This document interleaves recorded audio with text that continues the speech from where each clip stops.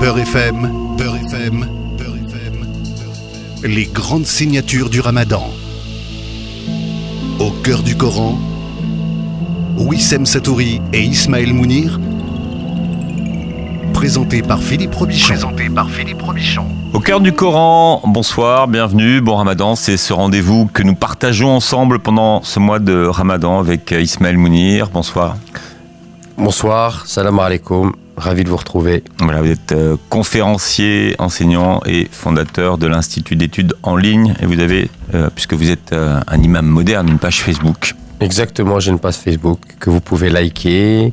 Bien, chaque soir un nouveau verset et aujourd'hui c'est donc la sourate 8 et le verset 24. يا أيها الذين آمنوا استجيبوا لله وللرسول إذا دعاكم لما يحييكم واعلموا أن الله يحول بين المرء وقلبه وأنه إليه تحشرون. Wissem, la traduction. Ô vous qui croyez, répondez à Allah et aux messagers lorsqu'ils vous appellent, à ceux qui vous donnent la vraie vie. Et sachez qu'Allah s'interpose entre l'homme et son cœur, et que c'est vers lui que vous serez rassemblés. Alors, Imam Ismaël Mounir, c'est déjà la sourate 8, c'est la sourate Al-Anfal, qui s'appelle donc le butin. Donc c'est une sourate qui parle des butins de guerre. Donc effectivement, ça a fait dire à pas mal de détracteurs de l'islam que l'islam est une religion belliqueuse. Et la preuve en est, c'est qu'elle a une sourate, un chapitre du Coran qui traite de la question des butins de guerre. Alors, c'est vrai qu'on a toujours besoin d'avoir une honnêteté intellectuelle et une objectivité scientifique quand on veut présenter les choses et qu'il est toujours facile de faire dire au Coran ce qu'il ne dit pas. D'ailleurs, il y a moi un exemple qui m'avait été donné par un de mes professeurs qui m'a dit celui qui veut être malhonnête, il peut faire dire au Coran n'importe quoi. Et il nous avait dit par exemple, je peux très bien vous dire, est-ce que vous faites la prière? Et vous allez me dire oui, et je vais vous dire que dans le Coran, il y a un verset qui dit malheur à ceux qui prient. Fawailun lil musallin.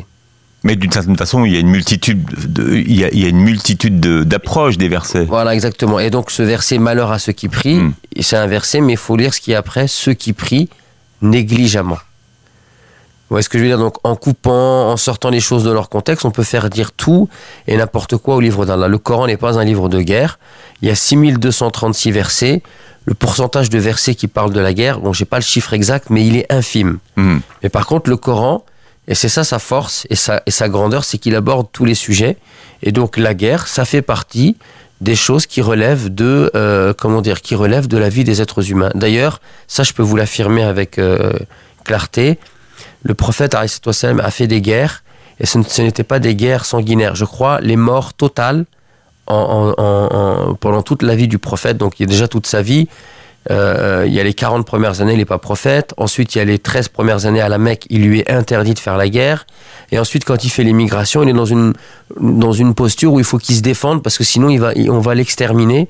Et donc, il y a à peu près, je crois, une soixantaine de batailles et qui va procurer 1284 morts. Et quand on fait un pourcentage de morts par rapport aux armées, ça fait 1,5%. Et quand on regarde, par exemple, la Deuxième Guerre mondiale, alors je vous pose la question, ce serait quoi le pourcentage de morts par rapport au nombre de soldats?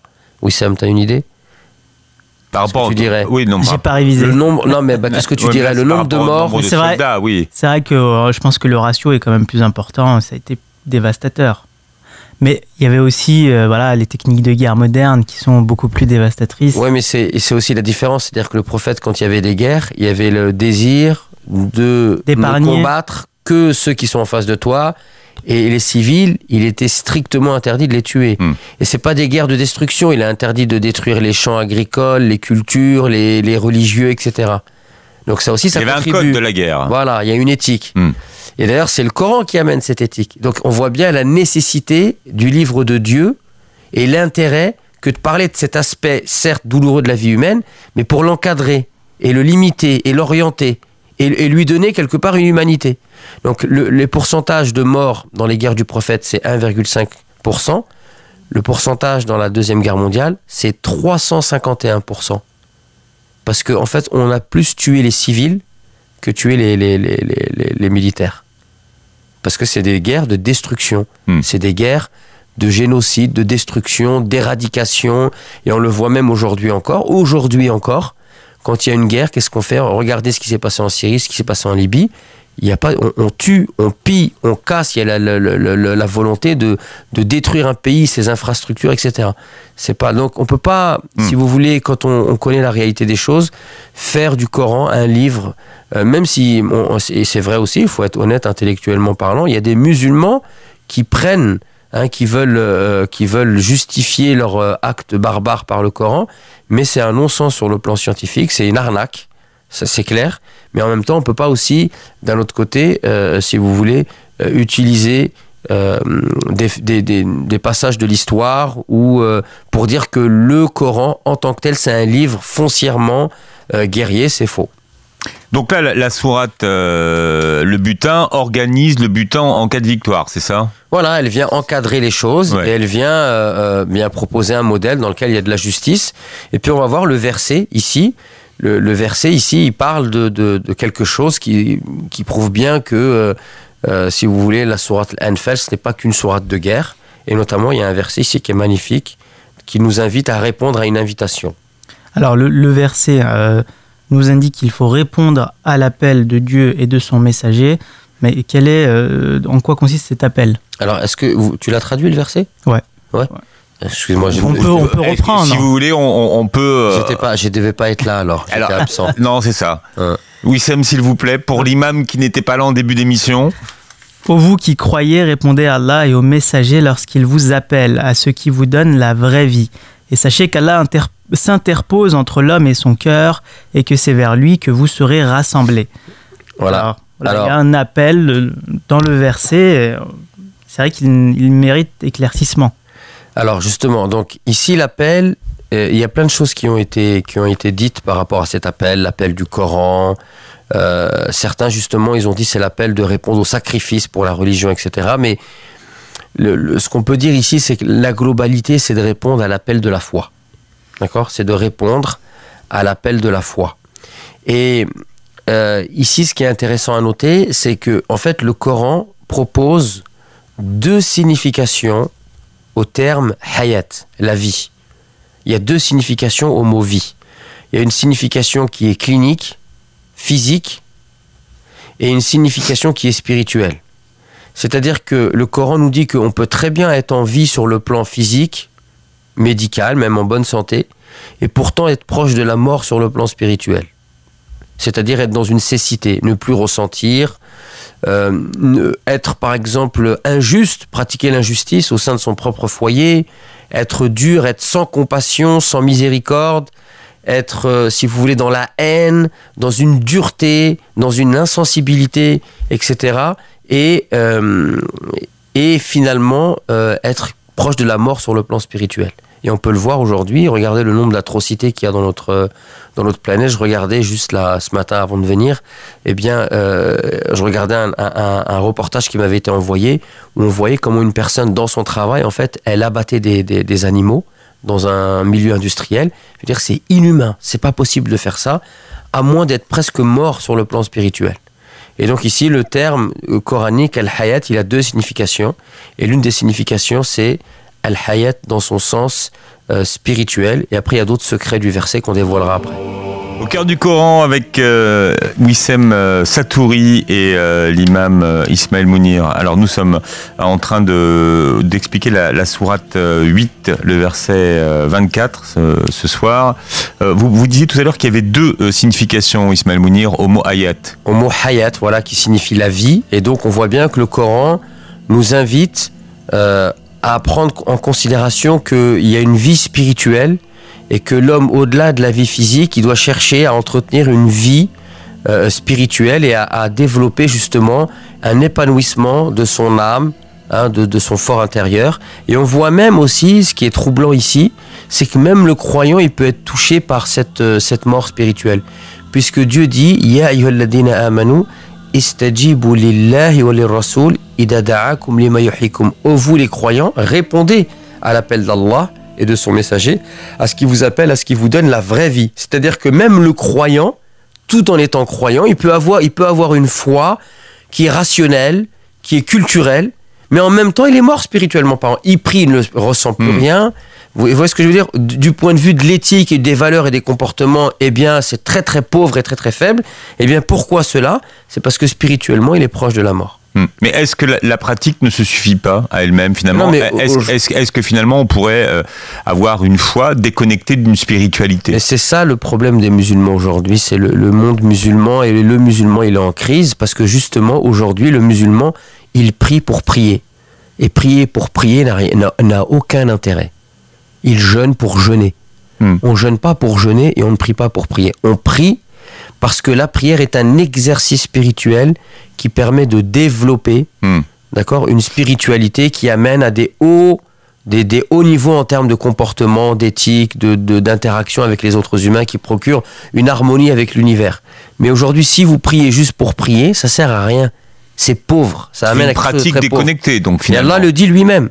Inna as-salata tanha 'anil fahsha'i wal munkar wa la dhikrullahi akbar. La prière préserve, certainement la prière préserve de la turpitude et du blâmable. Donc on s'interroge sur celui qui est dans la turpitude et le blâmable. Il prie, il vole, il ment, c'est un tyran chez lui. Est-ce que cette prière-là, finalement, c'est la prière dont le Coran nous parle? Non, c'est une prière qui est pauvre.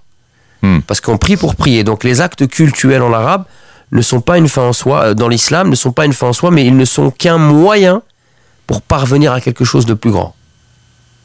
Il y a un autre segment dans le verset qui mérite éclaircissement, c'est le suivant: et sachez qu'Allah s'interpose entre l'homme et son cœur.